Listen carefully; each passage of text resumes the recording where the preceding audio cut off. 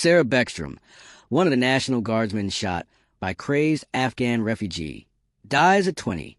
Sarah Beckstrom, one of the West Virginia National Guard members shot in a cowardly ambush by an Afghan refugee Wednesday, has died.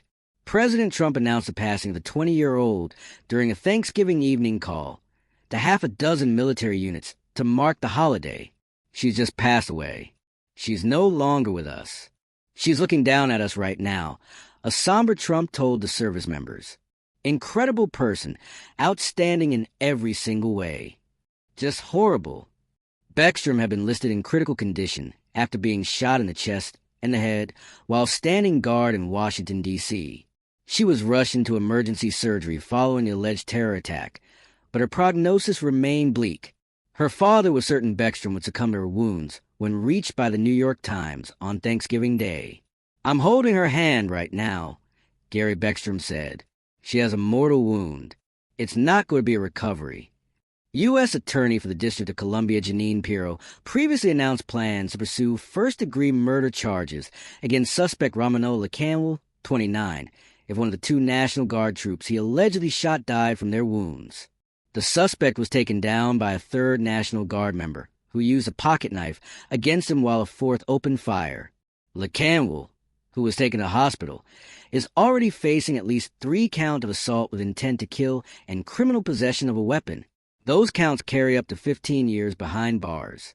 Attorney General Pam Bondi has declared that prosecutors will pursue the death penalty against LeCanwell. Devastated. "Please pray for Sarah. Pray for her family."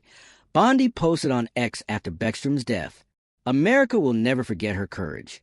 There will be justice for Sarah. Continue to pray for Andrew. Thank you, President Trump. The death penalty is back." National Guardman Andrew Wolf, 24, was also shot in the attack. Like Beckstrom, Wolf was rushed into emergency surgery and is still hospitalized. Wolf is currently fighting for his life, Trump explained. "Hopefully, we'll get better news with respect to him," he added. "And the monster that did this is also in serious condition, but we won't even talk about him." The pair had been sworn in for their duties just 24 hours earlier, according to U.S. Attorney Jeanine Pirro. Beckstrom had volunteered to work the holiday shifts so that others could spend Thanksgiving at home. According to Bondi, she volunteered to be there on Thanksgiving. Working today, she volunteered, as did many of those guardsmen and women, so other people could be home with their families, Bondi said Thursday morning. LeCanwell allegedly ambushed the 2 National Guard members just a few blocks from the White House.